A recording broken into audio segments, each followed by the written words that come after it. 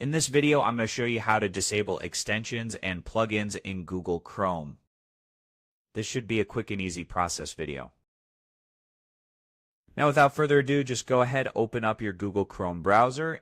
Now head to the top right, click on the three dots, then access Settings. After that, just go ahead at the left. Just click on Privacy and Security. Then just scroll down. On the right, then click on Site Settings. After that, just keep scrolling down.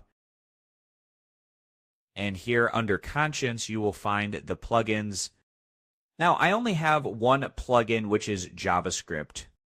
If you want to disable, just go ahead, click on it. And then as you can see, sites automatically follow this setting. Just click on Don't Allow Sites to Use JavaScript. And now you disabled the plugin, which is JavaScript. You can do this for every plugin you want. And if you want to disable it on a specific site, just go ahead. Under Not Allowed to Use JavaScript, click on Add. And then, for example, type in the website you want. For example, google.com. Then when you finish typing, just click on Add. Now, whenever you access Google Chrome, this plugin is not available on it.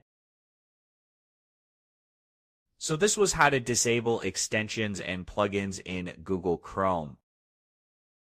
As always, thank you for watching.